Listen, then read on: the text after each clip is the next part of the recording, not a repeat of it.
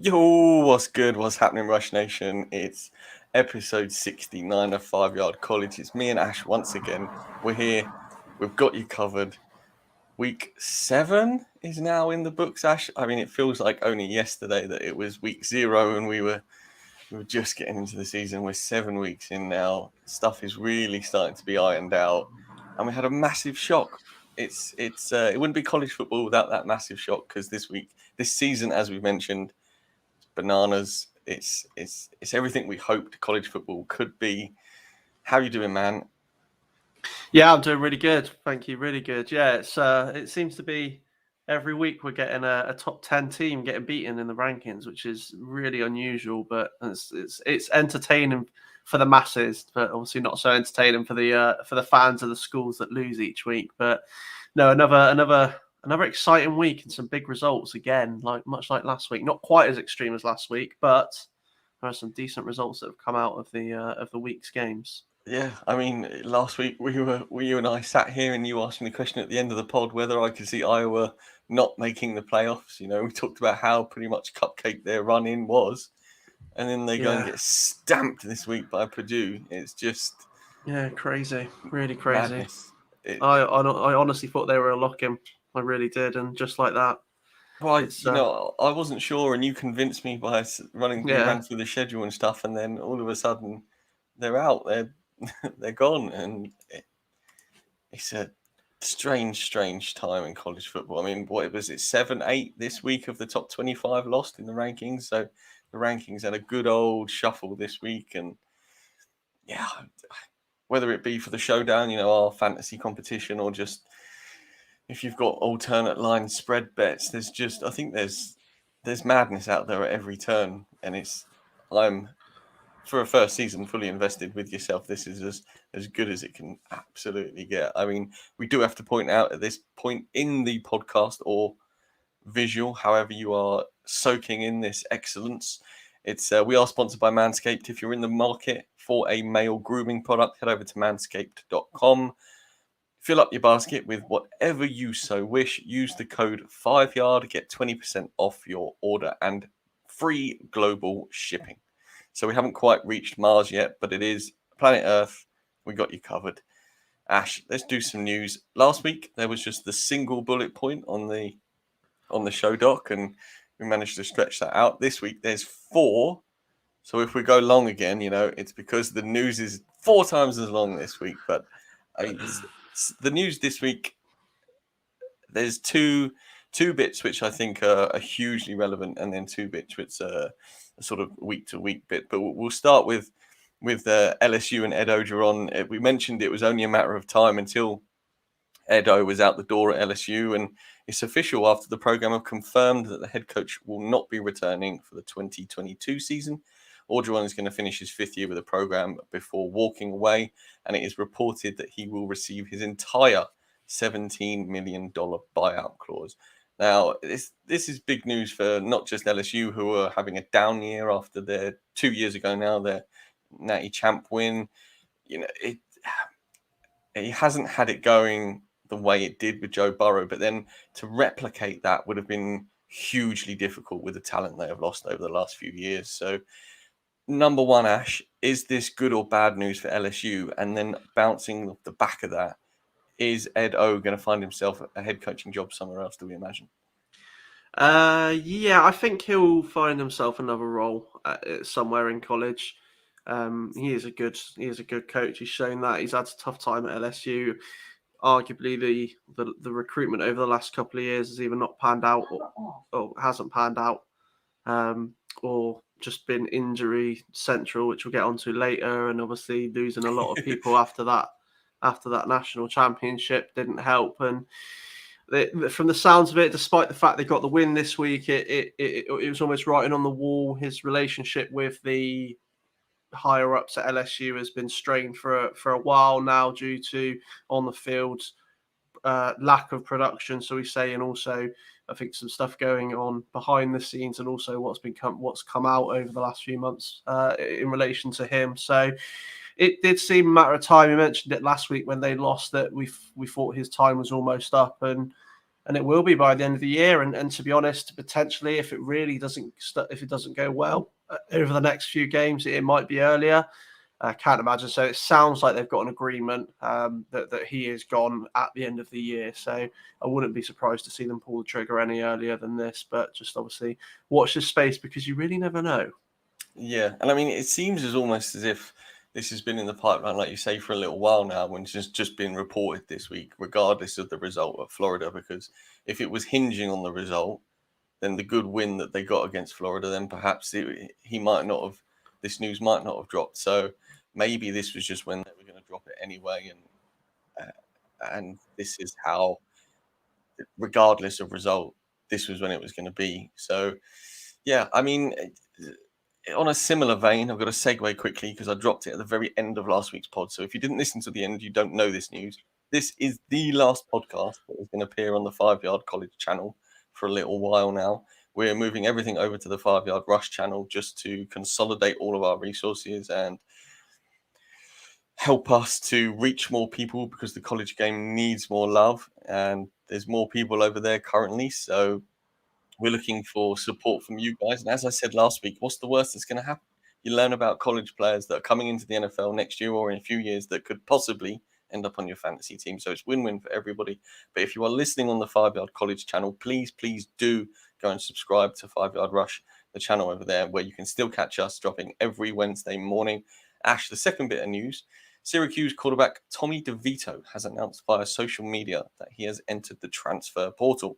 DeVito started the first 3 games of the season for the Orange before being benched by Mississippi State's transfer Garrett Schrader.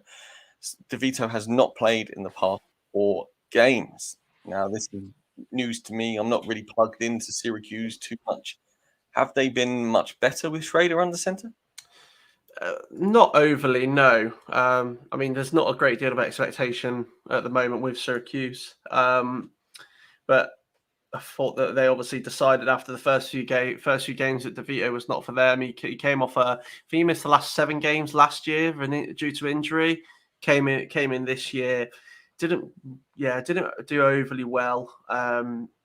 He, in all honesty, I think now they've played 3 games for DeVito and 4 games for Schrader. From what I can see, there wasn't really a great deal of difference. If anything, DeVito was possibly better. I mean, he had a better completion, but he wasn't getting the touchdowns. But again, it's Syracuse, so the weapons aren't really there. They're a run-first game. I think the benefit that Schrader has under center is he can use his legs. So that is possibly a reason why that they've leaned towards him after the start from DeVito. I'm not surprised to see him go. He's I think he's second or third year. So he's obviously running out of time, and he wants to go and find a final. He's a junior, so he wants one last year somewhere else to try and show what he's got. But yeah, I think if he lands anywhere, he's going to be a bench player. But he might just want to be trying his luck somewhere else in the off season. And this is completely indicative of the way we're seeing the transfer portal used now, and the same with the name, image, and likeness. It's, if you aren't the starting quarterback for your team, you're going to bounce and try and get yourself a gig elsewhere. Even if Tommy DeVito does end up on the bench, by transferring, he's going to give himself a shot. Whereas if he is now behind Garrett Schrader at Syracuse, that's where it's going to end up for him. So the fact that you can now transfer mid-season, this isn't a surprise at all, really, is it? No, not at all. And like you say, he knows that he's the backup at Syracuse. Why not go try somewhere else and potentially win the job? I'll be surprised to see him on the field at all for the rest of the season, but he'll have all of off season at a new program to try and stake a claim at another program. Absolutely. Next bit of news is that Louisville will retire Lamar Jackson's number 8 jersey at a special ceremony during the Cardinals game against Syracuse on November the 13th. Jackson was the first Louisville player to win the Heisman Trophy and the youngest to receive it at 19. Wow, 19 years old. That's very young. Yeah. He also passed for 9,043 yards and 69 TDs during his career with Louisville. Jackson became only the second Cardinal to have his jersey retired after Johnny Unitas, whose number 13 was retired in 2003. This feels like it's not too late because of what Lamar Jackson's done since coming into the NFL. He's obviously progressed as a player that we've seen from his first year in the NFL to now. Now he's starting to really throw the ball about. Baltimore look like a slightly different team this season. That's perhaps maybe because of J.K. Dobbins' injury. We don't know. But coming back to the college side of things, obviously when he was at Louisville, it absolutely, he was the reason they ticked. Yeah, he definitely was, and he's arguably their best ever player. He's the best player to come out of Louisville. They're already doing a statue for him. Me and Tom covered that a couple of months ago now, I believe. But it's not surprising that they are doing this as well. Maybe the timing is a bit surprising considering he's still relatively young into his career. But when it's a college game, you do see it early doors, and as I say, he's probably the best player to come out of Louisville. You mentioned Johnny Unitas, but they've also had Teddy Bridgewater, and I think Jay Gruden was also another one. But apart from that, I mean, Lamar Jackson's head and shoulders above anybody who's come out of there, so it shouldn't be that surprising considering what he did there in the time that he was there, and like I say, they're already doing a statue, so why not retire the number as well? Yeah, I don't know. Like, I hear your point about it being early, but if he is of such great stature that we know Lamar Jackson was at Louisville, I don't think it's too early. I think if the guy is, why not celebrate him as early as possible? You know, it's almost like when you get a Van Gogh painting that gets sold for $50 million after the guy's dead, whereas when he was alive, he was poor because his art wasn't worth anything. And I'd much rather see the person themselves celebrated whilst they were not still here, because Lamar Jackson's now 21 or something stupid like that. But Yeah. I think it's nice to see it sooner rather than later, because Lamar can enjoy it as well as everybody else can. And when you did when you elevated the program as Jackson did, I think it's fair to do it right now. Yeah, you're not wrong. He'll probably be there as well at that game, because I believe they are playing on the Thursday night on that week. So I wouldn't be surprised to see him in Louisville for that ceremony. That's probably why they're doing it for them. Question, Ash, where is Louisville in the global world of United States? I do not know. Let's have a quick look. Yeah, I just wonder, with it being on the Thursday night, if they're playing near. They're in Miami on the first, but Baltimore are in Miami. Louisville is in Kentucky. I mean, it's closer than it's not quite central. It's sort of near Indianapolis, just up from Tennessee, Nashville. So, and what about Syracuse? Where's that? Syracuse. Because I have absolutely no idea. Here you go, Rush Nation. Not only is Ash learning, I'm learning, you're learning a bit of geographical knowledge here on a college podcast. Syracuse is in New York. Well, it's in the state of New York. Okay, so it is further away from Miami than. Sorry, it's a lot closer than Baltimore, but they're playing in Miami on the Thursday, so he'll have to travel to. I just thought maybe they were doing it that weekend because of some sort of geographical crossover, but it turns out I'm just talking nonsense as usual. Right, the last bit of news. Washington State head coach Nick Rolovich is unsure of his future as the state of Washington's vaccine mandate has come into effect. Rolovich is not vaccinated, but has applied for a religious exemption to allow him to continue coaching at the school. Ash, is Nick Rolovich heavily religious, or is he applying for it under religious exemption on a anti-vaccination standpoint? He has been very outspoken of the vaccination from the outset. I don't know how religious he is, I'll be completely honest with you, but I do know that he has been against the vaccination from the start. Me and Tom covered it. It was in the off season, so it was quite a while ago. There's also a number of his coaching staff that have also opted out of getting it as well, and I believe he's the only Pac-12 head coach that is not vaccinated. And as you said, the state of Washington have now mandated any employee, anyone who is employed needs to be vaccinated, I believe, is the new guidelines. I could be wrong, but I'm fairly sure it's anybody who's in employment needs to be vaccinated. So that is a massive deal. Yeah, it is. Employment as a whole. I mean, I'm not against it. Everybody is entitled to their opinion on vaccination, and it's not a pipeline that will probably flow down this evening, Ash, on a vaccination tangent. But yeah, that's interesting. I wonder if he'll get it, or whether it will be upheld because of how strong Washington State obviously is on the vaccine. Because to put that mandate into effect obviously shows a strong.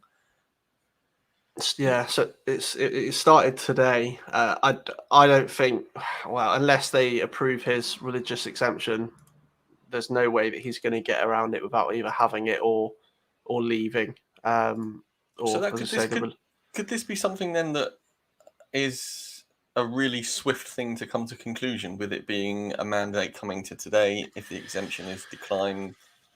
Yeah, I would say so. I don't think there's any indication that Rolovich is going to get the vaccination. He's, as I say, strongly against it. So depending on how quickly they come up with their decision on the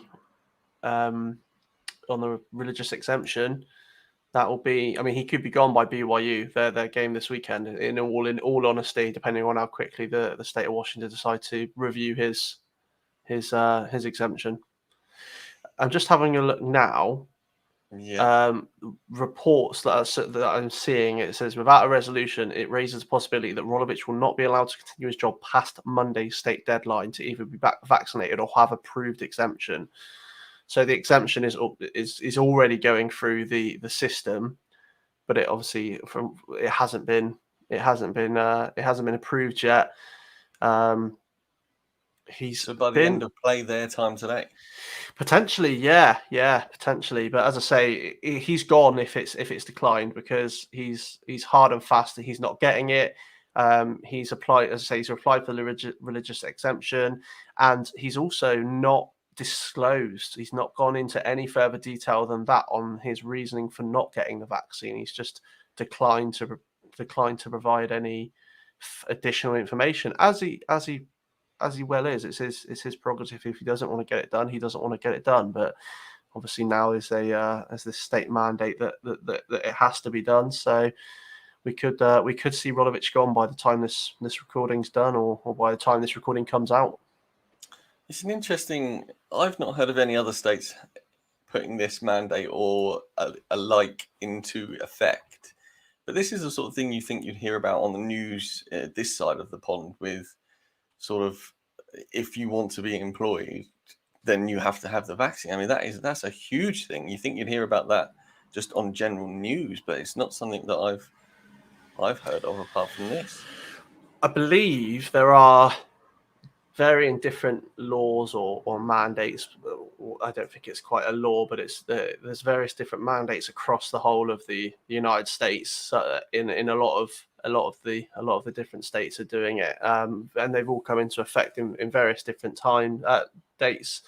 But I think in the grand scheme of things, it's maybe half of the states have put something in place. They're not all like this one, like Washington's, that if you have to get it done. Some of them are healthcare, some of them are testing, or there's varying degrees of what people can and can't do in different states. So, but yeah, it's not been overly publicized over here, which is quite surprising considering how heavily we've pushed it on our side of things. Absolutely. I mean, talking of misery, let's keep piling it on for the LSU fans. Not only was Derek Stingley out last week on the IR, then now cornerback Eli Ricks is undergoing season-ending surgery to repair an injury that has nagged him all season. So that's their two top cornerbacks and top wide receiver of Keishon Butte out as well for the season. You mentioned it earlier in the podcast. LSU have got no cornerbacks or wide receivers now. Ed O's going. This is a big transitional period for Louisiana State.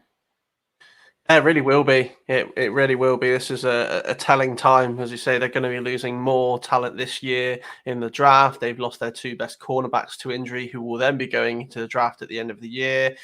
They lost Brennan, their main quarterback, to injury before the season started. And obviously, Edo's on his way out at the end of the season. It is a transition period. It's going to be very interesting to see how they bounce back from this and who they bring in. It's LSU, so they're gonna get a big name coach in from somewhere.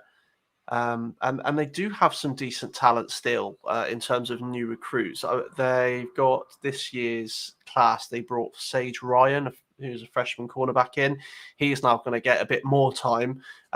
He was a special teams sort of bench use sporadic player. I believe he's now going to be put into their nickel slot when they're in certain formations. So he's going to see more time in his freshman year, which is a positive. But yeah, losing those two on top of Boot, on top of already losing Brennan, no real run game up until this week. Yeah, it's very interesting times.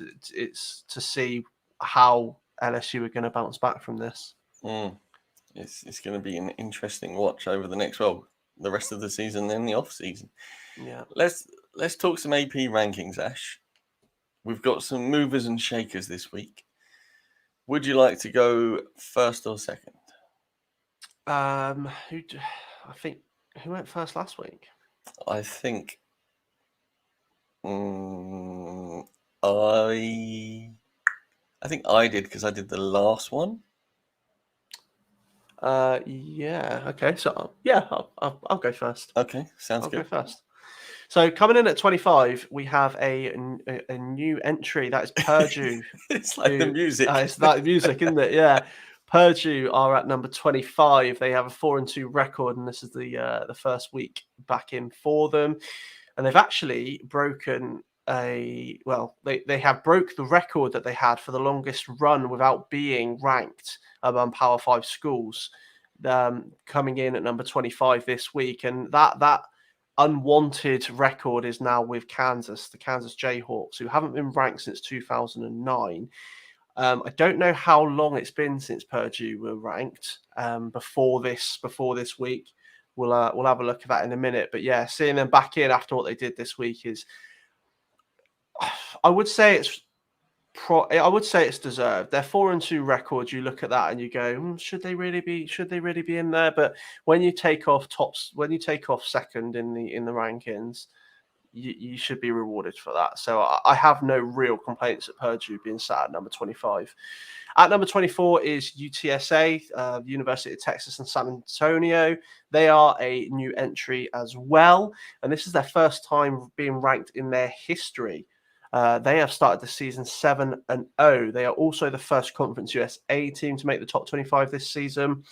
23, another new an unranked team from last week is Pitt, coming in at 5-1.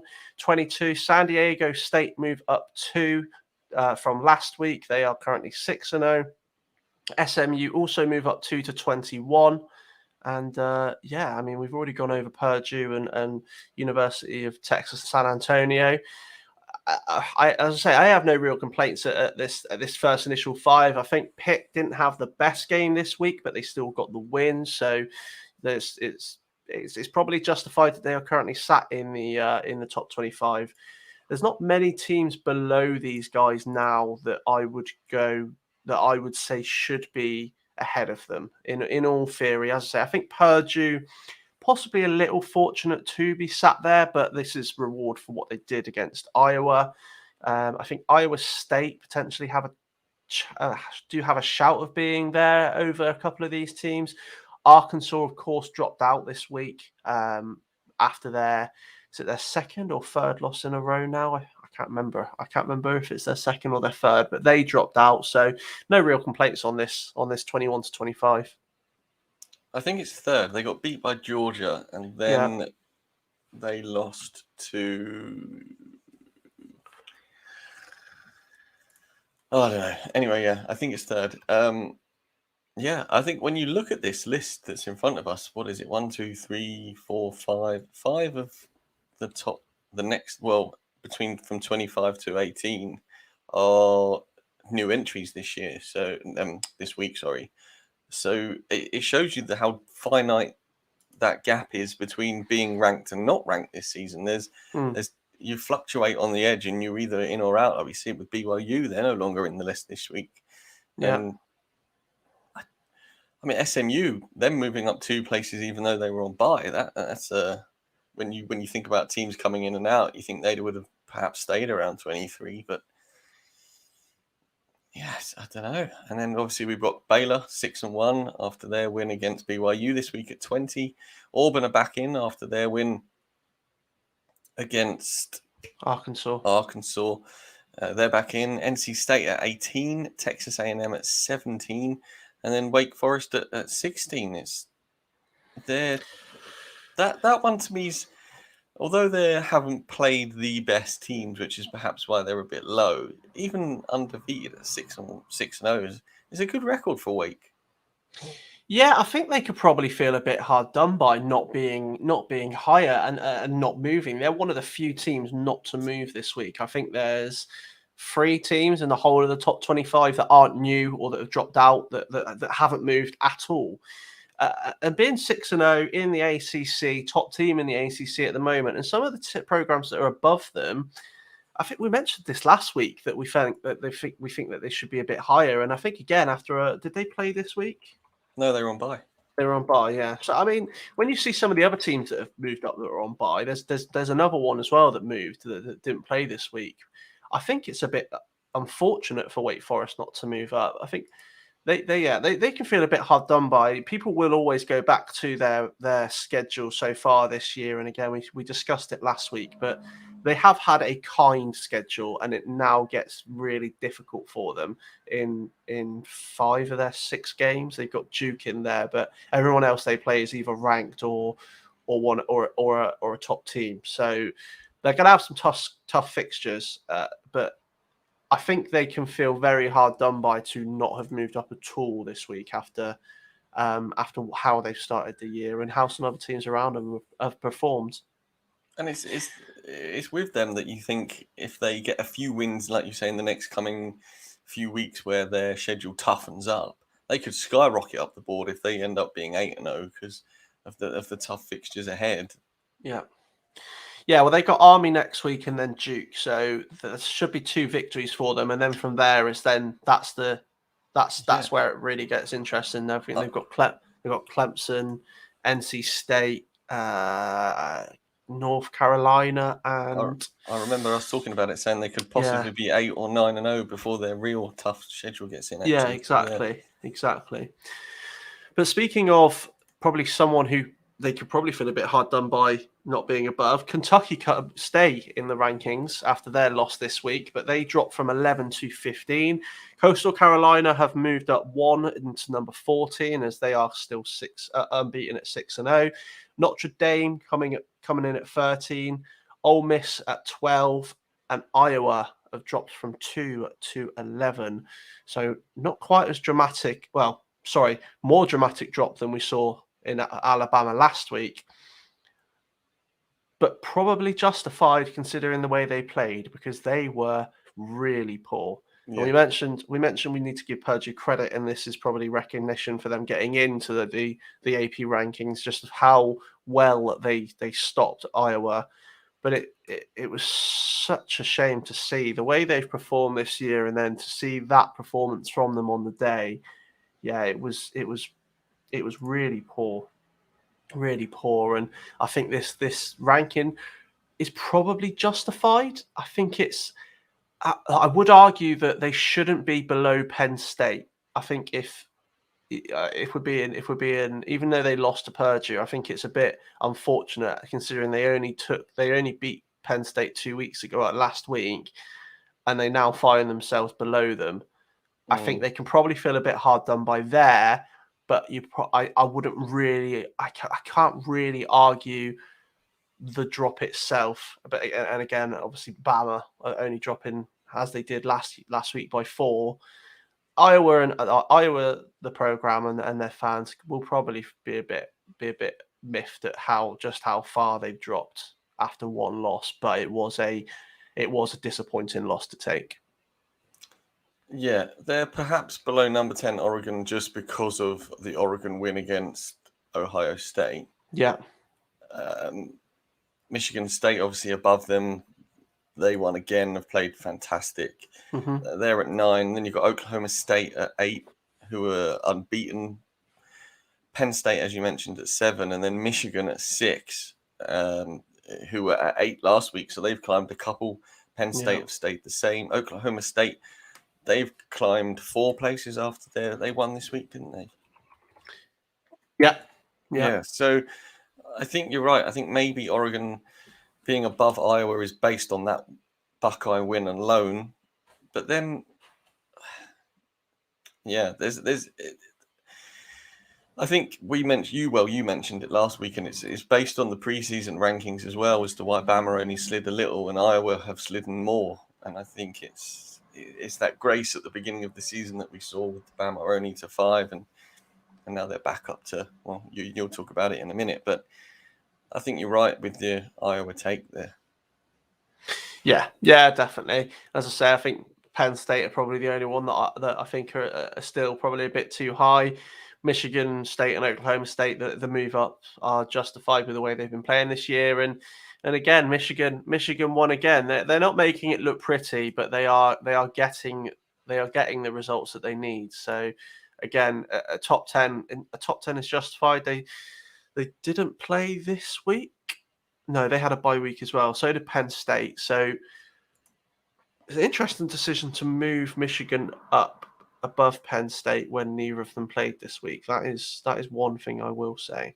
That is an interesting decision.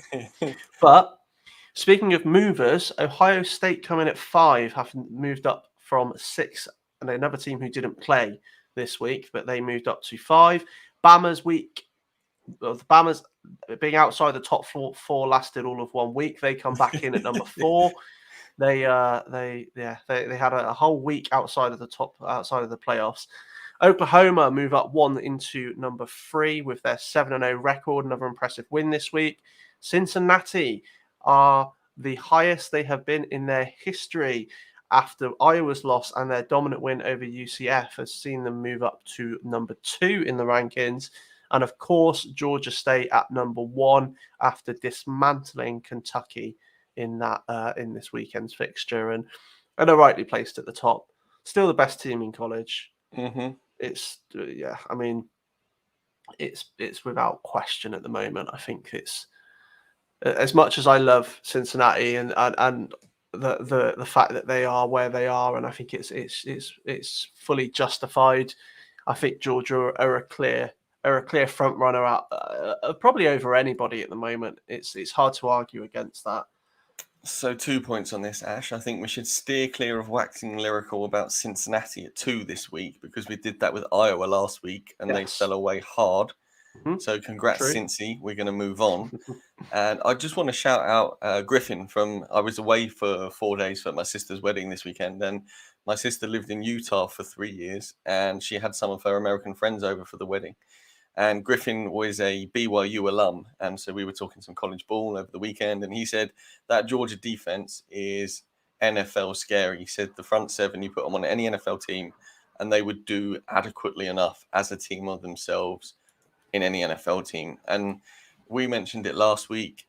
The fact Griffin said it in a completely irrelevant, he didn't know I did a podcast until this morning, so he didn't even hear me say it and was just confirming what we were talking about, Ash. It's plain and simple that, like you said, they are the best football team in college right now, and it's going to take either an off week like Iowa had towards the end of the season or in the playoff run, or a team that, like Bama, on their day could possibly score enough to keep Georgia tight and sort of ask Georgia to do the work on offense rather than defense. But that's, for me, the only way I can see them being beat right now. Yeah, I completely agree. Yeah, I would completely agree with you. And as I say, we mentioned it last week. So, yeah, it's Georgia's to lose. So we'll just have to watch this space. They're off next week, so don't expect them to be moving anywhere off the top spot.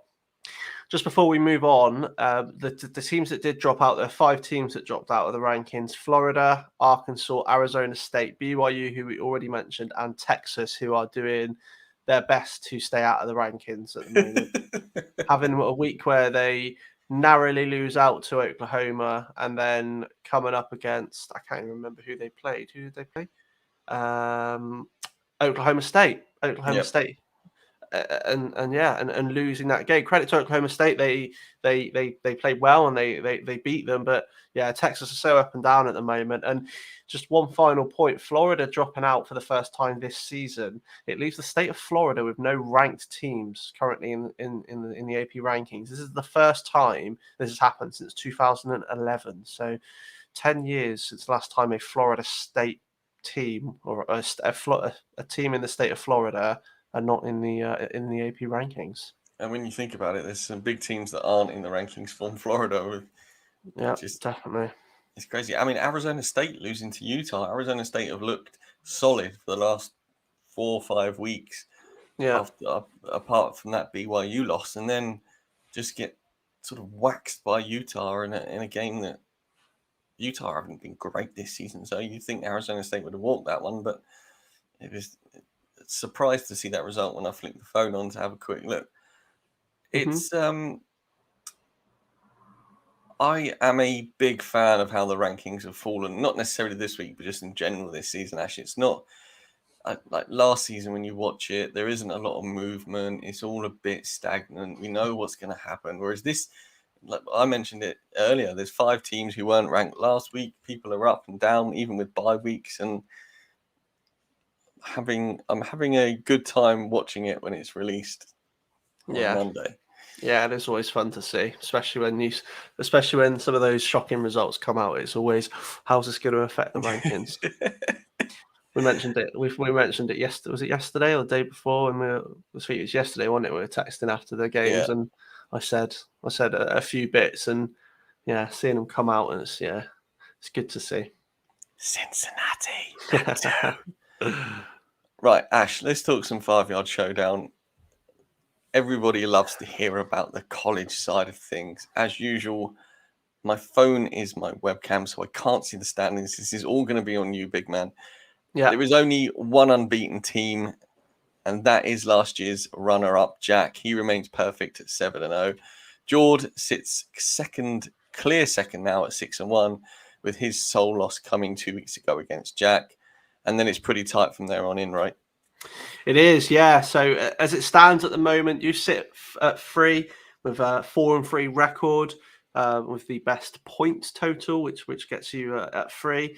But there are 3 other teams that are currently also sat at a 4-3 record.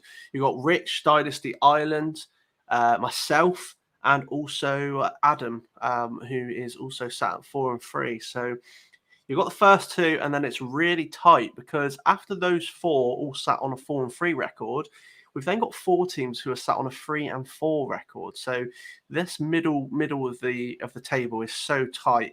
Dougie, Ollie, Tom, and Shane are all on a 3-4 record. So it's really, it's really interesting as it stands at the moment. You've then got Murph, who is in 11 at the moment with a 1-6 record. He's been quite unlucky, to be honest, with his injuries and quarterbacks in particular. I know he drafted Spencer Rattler, who of course got benched last week, and I believe was benched. I don't think he played much at all in this week's game. Did they play this week? Yeah, Caleb Williams scored 4 touchdowns. I don't think he played much, if anything, in the game at all. So, and he's also got Cordero, the Hawaii quarterback, who's been injured. Tank Bigsby. He's been Miles Brennan. Yeah, he's been really unfortunate with his quarterbacks in particular. And then we've got Connor, who is on 0-7, who I believe has given up, from what I can see. He might not have done, but he's got Dylan Gabriel still in his lineup. He's got Romeo Dube still in his lineup. So I'm not sure. It might be a tactical, but yeah, he's currently sat at the bottom with an 0-7 record. But it is very interesting. There's been some big games. I think me and you played each other recently, didn't we? Have we played each other yet? I swear we played each other. Wasn't it like week 2 we played? Didn't I give you a good thumping? I didn't realise it was that long ago. 4 Oh, yeah, weeks it was. ago. No, I beat you, you mean. Sorry. I beat you by That's it. 4.85 points. Oh, yeah, I remember. Yeah, that's it. Sorry. And then the next week, I got absolutely thumped by George. Yeah. No, so I swear we played each other more recently, but yeah, maybe I'm thinking of someone else. I'm in real trouble this week because I've got a lot of people on buys. So I am playing Connor though. I will need to give him a nudge in the group because I don't want a free win, but at the same time, yeah, it's going to be an interesting one for me. And you've got Jord as well, so listen, I've got myself a quarterback conundrum now. For some reason, no one else put a claim in on Caleb Williams. So did not. No, I just got free reign on Caleb Williams, and yeah. So next week, do I start Tanner Mordecai, Caleb Williams, or the Louisville guy? Yeah. Of course, you had Hayden Hooker as well, but he's gone. He's injured, isn't he? So is he injured? Did Hendon Hooker get injured? Yeah. He could still be back next week, but he was only a bye week fill-in. I only needed him to go off in that game, and he did. And okay. Caleb Williams has got Kansas, so that's an easy start. Louisville have got Boston College, and SMU have got Tulane. I would me personally, if I was doing your team, it would be Mordecai and Caleb Williams for me. I've got this. I completely agree, and that's where I've been pounding Tanner Mordecai's drum since week 1 when I came on. Yeah, I've got this sort of hoodoo feeling that after Malik Cunningham got me to the final last year and won it for me, and I've got him on my team this year, and he's been playing well. If I bench him, everything could go south. I don't believe in anything like that, but I've just got this little feeling there's a bit of trouble in if that happens. I don't know how my bye weeks look this week. I know I had bye week apocalypse last week. You've got it again this week. Yeah, you need another wide receiver. You haven't got enough. Even with my bench. Yeah, you've only got what? You've got 3 running backs, 2 quarterbacks, and only 1 wide receiver. You need 3 wide receivers. You've got 1 that's in your flex, 3 in your actual wide receivers are all on bye, and the other 1 in your flex is on bye as well. So you've only got 2 out of 3. So you can fill the flexes up with running backs, but you're going to be 1 short. Myself, here we go. Yeah, so I'm all right at quarterback. I say I'm all right, actually. I need to I haven't done it yet, but I need to just drop DJ. I've got Urangulele, and I just need to cut bait. I started in this week, stupidly, because I forgot to set my lineup. No, I didn't, sorry. Stroud was on bye week, so I had to play him because I didn't want to pick anyone else up. Didn't see Caleb Williams, annoyingly. I'm in an interesting spot myself, actually. I may be all right. I might have to go to the waivers because my bench is not overly healthy, and I've got 6 starters on bye week. So, yeah, I'm going to need to go to the waivers myself as well. I've been hit by injuries as well, which is annoying. Cameron Peoples from App State started the season really well. He's now been down for a number of weeks. Will Shipley, Clemson freshman, hasn't been fantastic, but he was scoring points for them. And Jalen Robinson from UCF. So, yeah, I've had a bit of a torrid time of injuries, but we move. And as I say, I've got Connor this week. So if I can get some players into the starting lineup, I'm hopeful. I'm confident of a victory in that one. So you just need consistent points against Connor to get you through that one, whereas I've got a massive uphill battle here against Jordan. I say that I'm scoring points for fun at the moment. You are. I think you are.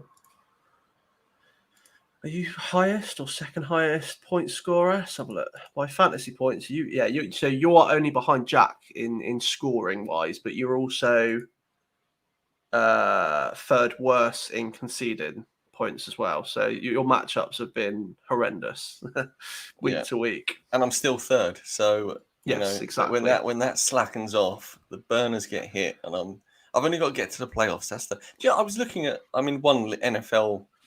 Going back to fantasy quickly, I just want to get this off my chest. I'm in one league where I am 5th scoring fairly well. I'm playing I'm 362 points, number one points against more. I've had 362 points more than number two scored on me. Every week I play a team on top form. It's absolutely ludicrous. That sort of thing that haunts you in fantasy football. It really does, doesn't it? Ash, let's talk through some week results. Let's do some results. I'll start. ACC. Yeah. Virginia beat Duke 48-0. Nothing to see here. Move on. UNC got a good win against Miami. They won 45-42. We mentioned Pitt struggled but got a win. They beat my Hokies 28-7, which is never an easy place to go to. Lane Stadium went into Sandman's rocking, but 28 points is a fairly good score there. NC State beat Boston College 33-7. Boston College were going well without starting quarterback Phil Djokovic, but NC State, Ash is just changing a typo he's made there from NS State, but I saw right through it this week. And then there's always one. One. Yeah. And then Clemson beat Syracuse 17-14. Ash and I were talking about this pre-roll. I thought it was a last-minute walk-off. Looking at the score, 17-14, I thought Clemson had scored a last-minute field goal. But actually, Syracuse were down 10, scored a touchdown, made Clemson punt, as Ash said earlier, and then missed a 48-yard field goal to tie it up. So yeah, that's a tough one for Syracuse. Another unflattering display by Clemson. I really don't know what's going on there. DJ isn't the answer. Is the first thing. I think that is what we know. He's not the answer to them, unfortunately. Obviously they've had a riches of talent with Lawrence and Watson before that. Do we think that DJ's, obviously he was so highly ranked, so highly ranked coming out of high school with Bryce Young. You know, there was those two neck and neck. No one was quite sure who was the better option. How often do we see quarterbacks of that talent just vaporize at the top level? When it comes to college and high level recruits, it does happen, not on a regular basis, but it does happen more often than you'd think. But I think the expectation on Uiagalelei was so high, like you say, because of the guys who have been before him. The expectation was always going to be high on him, and possibly what the players around him are not quite at that level as well. They lost some talent, and it's difficult. It's difficult. I don't think they're gonna. I wouldn't think they're gonna cut bait on him yet, but he has really, really been unflattering. Like, he's been hounded in the pocket, but his reaction, his decision making in those moments has been poor. Not something you expect and you want to see from a team's quarterback, like from a team like Clemson, for their quarterback to do. But I don't know. They've got in a couple of young guys. They've got Hunter Helms, who's a freshman coming in this year. I think he was even 4-star, 5-star. So he hasn't played yet, but he is sat there in the wings waiting and potentially will push for it. A start. Will Taylor is another. Will Taylor was a 5-star freshman this year, I believe. Their backup, who has got an almost as difficult name as Uiagalelei to say, Tayson Fomachan, I believe is how you pronounce it, but it doesn't read like that. But he's also there. He hasn't played it down yet either.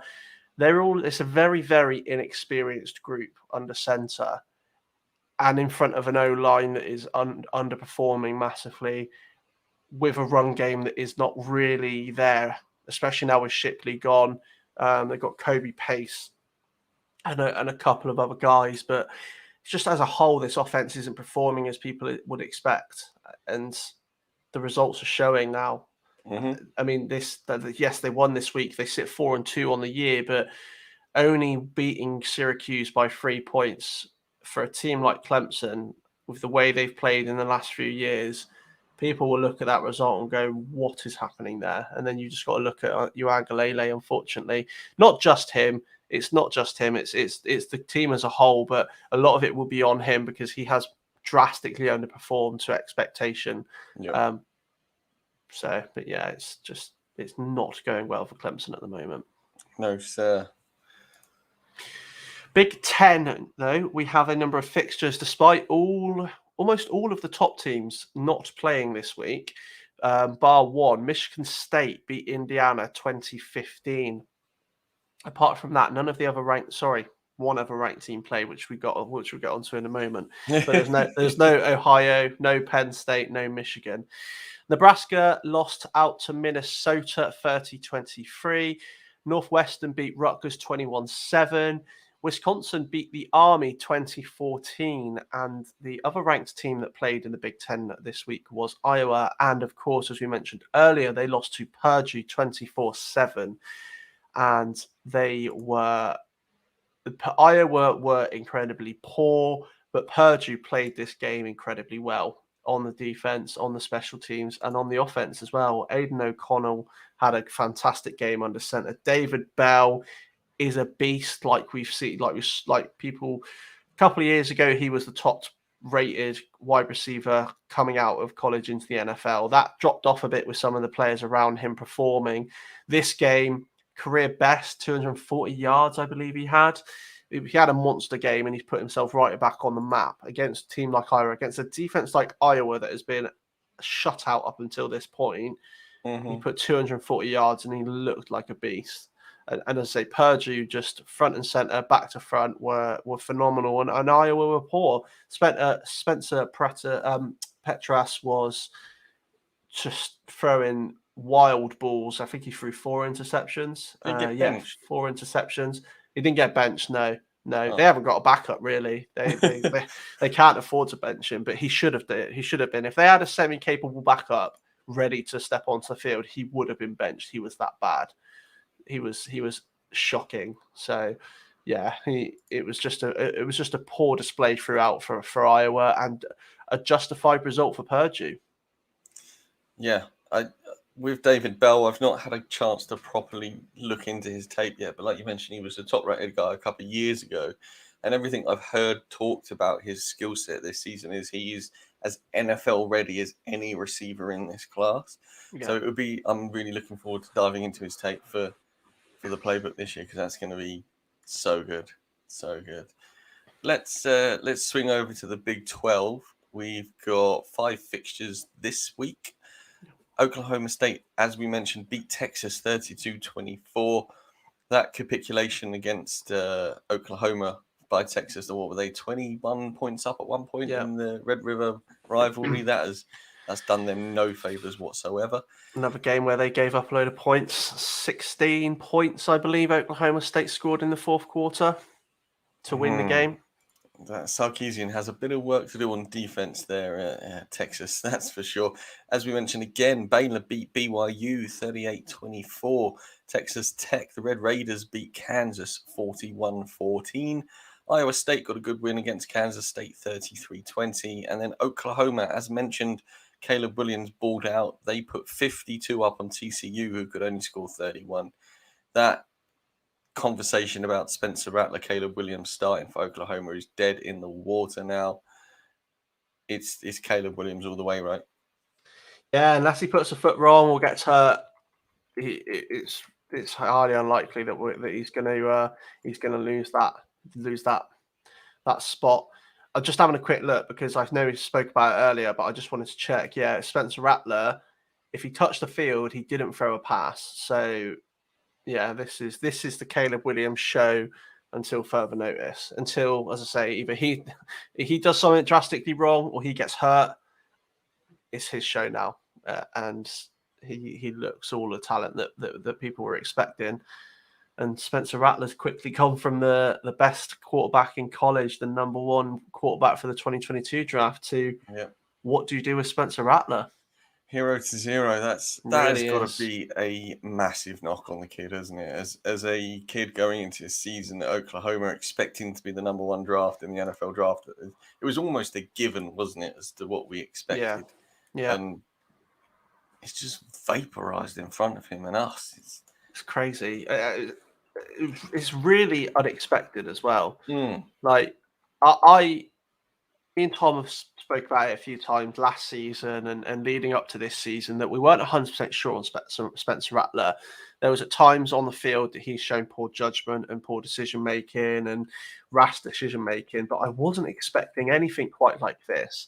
He was still a highly rated guy for me. Not the number one, but he was still a highly rated guy. And now it's just, he's just absolutely mudded, and it's crazy. Like that, it's just happened so quickly in front of our eyes. Last week, like it happened last year in the Red River rivalry. He got benched, but he came back. This year, he didn't get a chance to come back because Caleb Williams, the guy behind him now, is so good that he wasn't given the luxury to get back on the field. And that could be it now. We could be, we could already see the end of Rattler. And he hasn't. I mean, he's a junior, so he could stay another year, go to another program, have a good senior year. He is 100% going to Arizona State. He's going back to where he grew up, Arizona. Jaden Daniels is joining the NFL. Spencer Rattler. Yeah, well, you heard it. You heard it here first, Rush Nation. If that happens, Stocks, you need to get the lottery numbers. But speaking of Arizona State, we should probably move on to the Pac-12 scores, because I wouldn't want Jordan to get upset with me again. Well, no, wait. They've already had some chat when we talked about Washington State. That's true. They did actually. Yeah, that's true. So we can move on then. We don't have to talk about it. No, we will run through the Pac-12. There is a game we should probably talk about as well. But the first game up, Colorado shut out Arizona 34-0. Washington State, who we mentioned earlier, could be losing Rolovich as a head coach, but in his potential final game, they beat Stanford 34-31. UCLA beat Washington 24-17. Utah overcame Arizona State, the ranked Arizona State, 35-21, and Oregon beat California 24-17. That Arizona State-Utah game, Utah we seem to be mentioning every week at the moment, whether it's in the news or in their games. They just seem to be getting those wins, don't they? And Cameron Rising is performing, and they have their running game. I mean, they didn't really have to lean on their running game as much as they have done in this game. And I mean, Arizona State, Jaden Daniels, he looked. I've only seen the highlights, the extended highlights of this game. I haven't seen the full game, but Jaden Daniels didn't look to do too much wrong. I think this was more so on the defensive side of it. They just couldn't stop Utah, and I believe that they were up 20. I think they were up 21-7 at halftime. They didn't score a point in the second half, and Utah scored 28 to obviously win 35-21. So just a complete capitulation in the second half for Arizona State. Saw them lose this game and lose their ranking. Yeah, that's a big time turnaround, that, considering we've seen Arizona State be fairly solid. All right, in the game against BYU down at the Rock, they struggled with fourth quarter penalties because it got so loud down there and there was a whole load of offsides and false starts. But that's some turnaround by Utah there to score 28 unanswered and come back and win 35-21. Yeah, definitely. With everything that's been going on there as well, it's nice to see them get a nice little run of form going, and they're looking good. They're unbeaten in the conference. They're unbeaten in the Pac-12. They're 4-2 on the season. So just like that, after the way they started the year, they're now back in conversation, which is great to see. I think they're top of the Pac-12 South. So yeah, they're really stating a claim for that title spot at the moment. Stanford losing by 3, that might be a bit of a surprise considering how well they've been playing. And then Oregon only beating Cal 24-17. We may have expected a bit more from Oregon there. Yeah, definitely. I mean, Cal has only won one game on the year. Oregon, who before this game, I think who did their loss come to? Stanford last week. So 2 weeks in a row now that they've really been unflattering. But before that, they were looking solid, beating Ohio, shutting down Arizona, beating Fresno State to open the year, and just like that, they're back to almost what we saw last year. But they still sit top. They still sit top of the Pac-12, and yeah, it could be out of. I mean, yeah, I don't know where the Pac-12 is going to go this year, to be completely honest with you, because the actual conference itself is so open out of a number of teams: Oregon State, Washington State, Stanford is still in it, Utah, Arizona State. I mean, there's loads. It's really a coin toss on both sides, in both the North and the South, at which team is going to represent each in the Pac-12 title. What we do know is that there's not going to be one in the playoffs. Yeah. What we also know, Ash, is that we've talked Pac-12 for way too long there. We have, yeah. Let's move on. Let's talk some SEC. We mentioned the Auburn win. They beat Arkansas 38-17. The Texas A&M, the Aggies, got a good win against Missouri 35-14. It is the Aggies, right? Yeah. Texas A&M. Yeah. Texas A&M are the Aggies, yeah. As I was reading that, I thought, this is Aggies. And then I had I made an error here, and it's not going to go down well. Georgia continued to be Georgia. They beat Kentucky 30-13. And as Ash told me before we started rolling today, they only gave up their third touchdown on the year against Kentucky. So that's Georgia defense you don't want to face right now. South Carolina beat Vanderbilt by a point. So the Commodores come up unlucky again. They lost 21-20. Alabama breezed past Mississippi State 49-9. And Ole Miss got a good win against Tennessee. Hendon Hooker, as Ash mentioned, got injured. Ole Miss won that one 31-26. And then the SEC game of the week. Florida lost to LSU 49-42. Yeah. I've not seen any of this, Ash. Talk me through it. Well, Florida lost the game themselves, to be honest with you. They're continuing with the tandem of the two quarterbacks, Anthony Richardson and Emory Jones. Both gave up a couple of interceptions, a couple of silly interceptions as well, each, that is. They had 4 interceptions in total. Richardson followed it up with 4 touchdowns. He had 3 in the air and 1 on the ground. And since then, I think he came out in the press conference and said something along the lines of, if he's not going to start, he's going to look to move. And then since then, he's come out and tried and sort of distance himself from that and said, I'm a Florida Gator and this is my team at the moment, blah, blah, blah, blah, blah. So he's unhappy. It's unsurprisingly, because at the moment, you could probably argue that he's the better of the two. Again, it's another situation, but the Florida are deciding to run with them as a tandem. You never know which one's going to be on the field at any one time. They're throwing really similar numbers in terms of passes. And Anthony Richardson is just looking the better guy. He looks a beast. I think he's like, what, 6'4", 6'5"? I seen it. I was watching the game this morning, and there was him and Emory Jones stood next to each other. And Anthony Richardson is just a big, he's a beast compared to Emory Jones. And I think Emory Jones is like 6'2", so Richardson's got to be like 6'4", 6'5". And he's great on the ground. He bulldozed his way through for the touchdown. But yeah, all credit's got to go to LSU in this one. They played. Max Johnson had a great game through the air. They actually had a run game. They actually had a run game. Davis Price, 287 yards and 3 touchdowns. We've mentioned it a couple of times now that LSU have not had a rushing game at all, which they need because their passing game has lost boot, and it has outside of boot. It's got Butte. It's not got anything.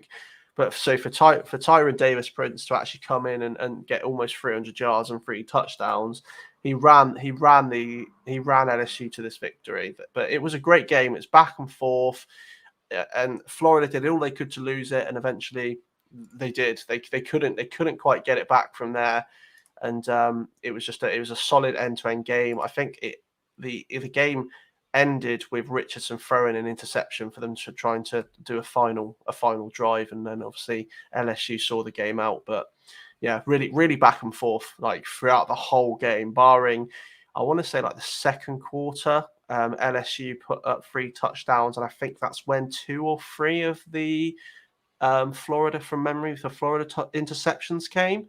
So I think barring the second quarter, it was a really tight game. And then, as I say, LSU managed to come up with an interception on Richardson to see the game out.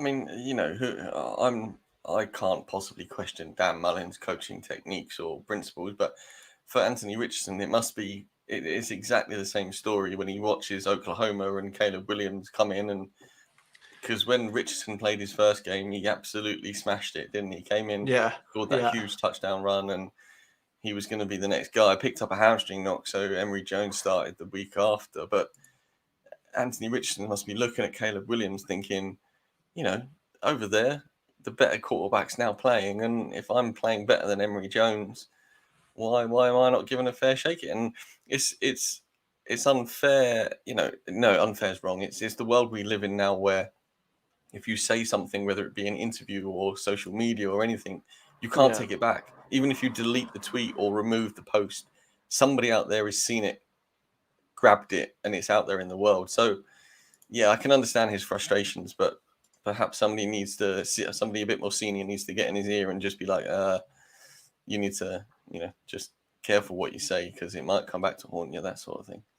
Yeah, like you say, especially having that injury as a freshman, he had some good games before that as a sort of, I wouldn't say a gadget piece, but he came in as like the backup quarterback on specific plays, and then obviously got hurt. And then this week back is the first week back that he's had significant play time again. And yes, he performed, in my opinion, a lot better than Jones on the day, despite them both throwing a couple of touchdowns. He just looks more confident in the pocket, and then of course on the run, he's not afraid to take a hit and to barrel through people. But I agree, he's a freshman and he's had some time out. It was an interesting take from him. Yeah, Ash, come in closer. We need to talk about Cincinnati, but we don't want to do it too loud. Let's talk some Group of 5. We will go through some Group of 5. Before we get on to Cincinnati, we'll just go through some of our other picks from the Group of 5 conferences. San Diego State overcame San Jose State to continue their dominance of the Mountain West, winning 19-13. UTSA won 45-0 over Rice. Liberty dropped a game against UL Monroe, losing 31-28. Air Force beat Boise State 24-17. Nevada keep up their impressive season, winning 34-17 over Hawaii. Louisiana Raging Cajuns beat Appalachia State for 41-13. And Fresno State shut out Wyoming 17-0. And then, of course, Cincinnati beat UCF 56-21 to see themselves climb to number 2 in the rankings. And another game where it was all about the run game. Jeremy Ford is a beast. If you haven't watched any of his tape yet, I would highly recommend you go and do so. He had 4 touchdowns on the day, 189 yards. Ridder didn't need to do anything. Ridder only threw for like 140 yards. But yeah, Jeremy Ford is absolute beast. He's going to be flying up people's boards. He's a junior. The way he's playing this year, I fully anticipate him coming out and declaring for the draft, because this is his year. I'm just having a quick look at his previous years in terms of his numbers. Obviously, he came from Alabama, so he was only used sparingly there. It was his first full year as a starter last year with Cincinnati, and he performed well then. This year, it's a whole nother level. He's already top 700 yards. He's had 12 touchdowns now with these 4 on the day. Yeah, absolute beast. And the way this running back group is for 2022, don't be surprised to see Jeremy Ford near the top of the conversation when people are starting to talk about the 2022 running backs. If he decides to come out, I think he probably will do, because obviously Desmond Ridder is going to be coming out this year. He may decide he wants to do it in the same year, or he may decide he wants to do another year with the Bearcats. But yeah, what a running back! He was phenomenal on the day. Every time he touches the ball, he looks like he's going for a touchdown.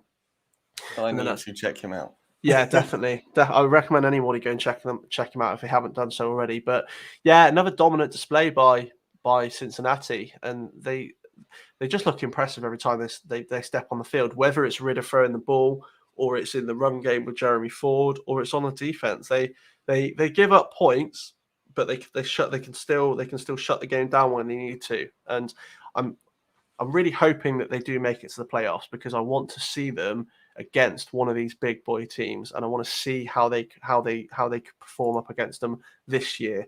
I think we did see it last year. I'm just going back to their record from last year.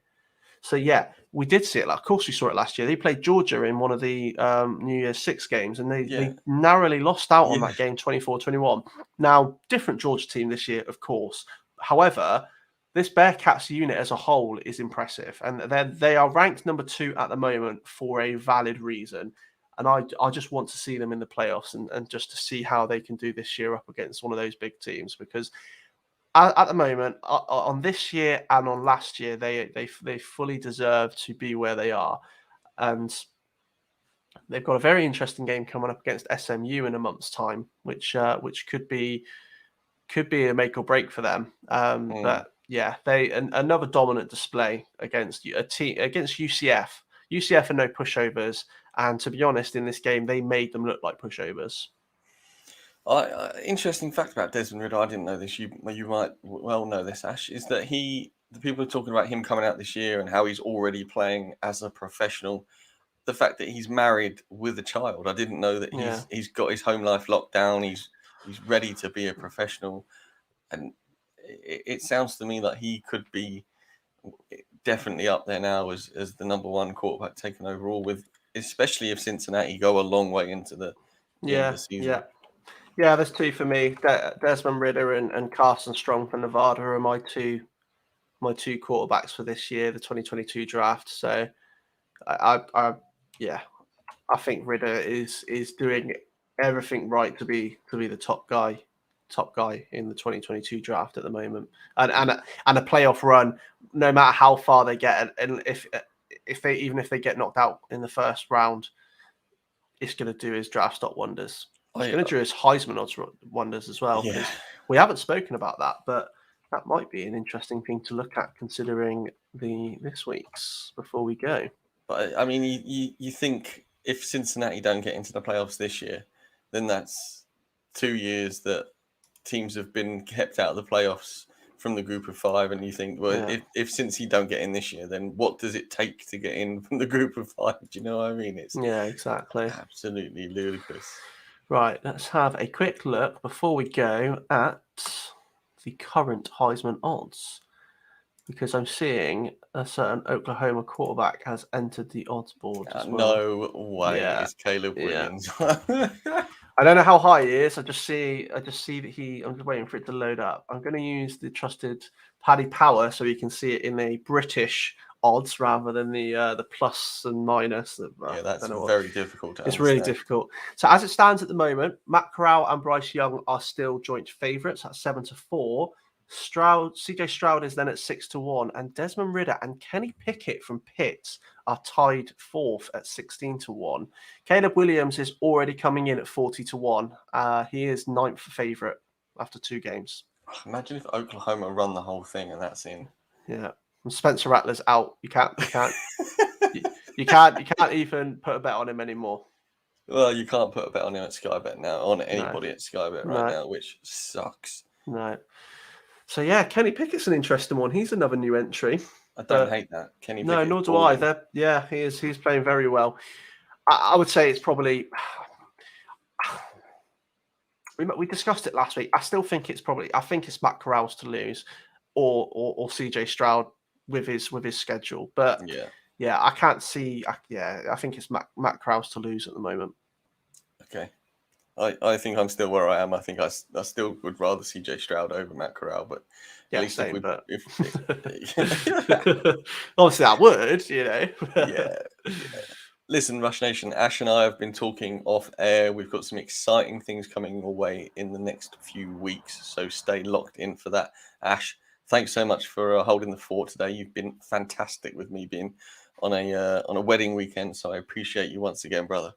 You're welcome. Fun as always. Man. I enjoyed it again.